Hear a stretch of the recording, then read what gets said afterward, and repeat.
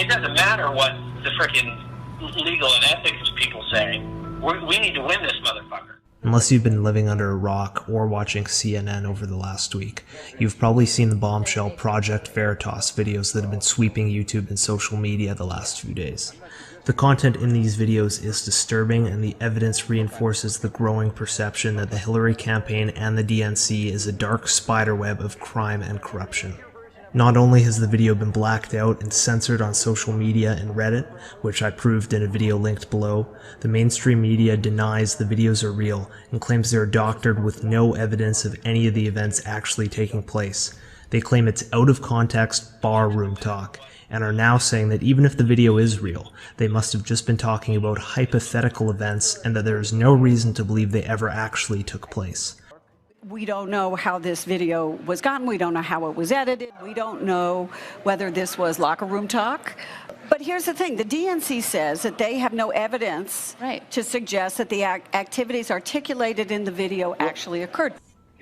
Here are multiple pieces of smoking gun evidence that have been discovered in just a couple days by various Reddit users pouring through documents and doing the investigative work that the mainstream media should be doing.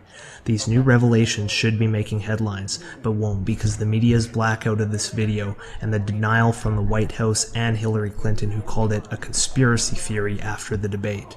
You know, I know nothing about this. I'm not, I can't deal with every one of his conspiracy theories. First, let's look at a couple emails. Remember Zulema Rodriguez?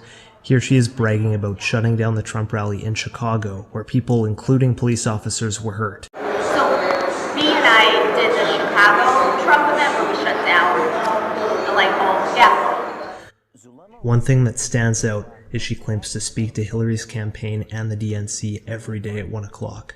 I just had a call with the campaign and the DNC. Now let's go to WikiLeaks and take a look at an email found in the batch of leaked DNC emails, this one from May 2016. Here we find an email sent by Robert Creamer, who is featured in both videos, to another DNC worker, reminding her about the 1 o'clock Trump rapid response phone call that must be made, discussing an upcoming Trump and Pence rally. This matches the activities he described in the hidden camera footage. And my role campaign is to manage all that. But it doesn't stop there.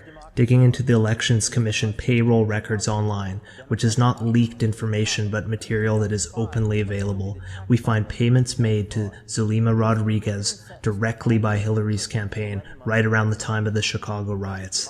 This shatters the big media lie that these people are not directly involved or controlled by Hillary's campaign. Bob Creamer, who sent the email discussing the calls and resigned after this video came out, met with Obama regularly and has visited the White House hundreds of times, which is verifiable through the White House visitor logs. And now the cherry on top. Here we have footage of Zulema at the Chicago rally that was shut down due to violence, clearly working very hard for $1,500. And then more footage in Arizona where protesters shut down the highway, as she also boasted about in the video. Here it appears she's faking a medical emergency for the cameras. We're not done yet. Now another very interesting email. This conversation between various DNC workers on May 10th discusses phrases and language they intend to put on signs to maximize outrage among Trump supporters, like GOP plus Trump, dangerous, divisive, and deceitful. And once again, Mr. Creamer makes an appearance, and they discuss the fact that they have been speaking to him about planning an incident at an upcoming Trump event. Now let's go to a clip posted by CNN just a day after this conversation. Pay attention to the signs in the background. What they're trying to say actually really railing on the issue of immigration reform. If that wasn't enough, see if you can spot someone who looks familiar here. Does anybody recognize him? Let me jog your memory. There he is. So what was going on for the past hour was a very, very limited meeting. So I'm basically Deputy Rapid Response Director for the DNC for all things Trump on the ground. This guy is Aaron Black. He works full-time for Creamer at Democracy Partners. He directs the spontaneous protests at Trump and Pence events. There's also an article from 6 months ago, published by ABC News, that at the time had no hard evidence behind it.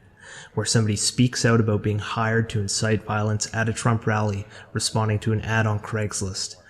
It's just another piece to put on the growing pile of evidence that the Hillary Clinton campaign and the DNC are in fact tampering with the election. Now that the pieces of the puzzle are falling into place, there is no reason why this story should not be the #1 story in America right now. The narrative that Project Veritas is producing misleading, out of context, and edited footage is blatantly proven false. And that is the idea the media and the White House are pushing as we speak. Now we need to force the media to report on this story. It is not only extremely immoral what the Clinton campaign and the DNC are doing, but it's tampering with an election. And whether you're a Trump supporter, a Hillary supporter, or a third-party candidate supporter, there's no arguing that this is rigging the election. And Obama's little White House speech calling people crazy for talking about it is a joke. Why can the White House claim that Russia's tampering with the election when they are the victims, and then claim it's all an unfounded conspiracy theory when others say it? So show this video to anybody that doubts Project Veritas, and tweet it to mainstream media outlets, and maybe we can force them to address this. There's now no denying what is going on, and the people behind it need to be held accountable. So far, there has been no sign of any charges or investigation on these people. In fact, CNN is now calling for an investigation into Project Veritas because they're upset James O'Keefe was able to obtain hidden camera footage. It's unprecedented.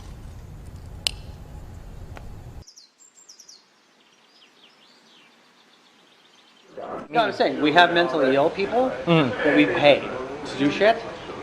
Make no mistake. Over the last 20 years, I've paid off a few homeless guys to do some crazy stuff, and I've also taken them for dinner, and I've also made sure they had a hotel and a shower, and I've put them in a program. Like, I've done that.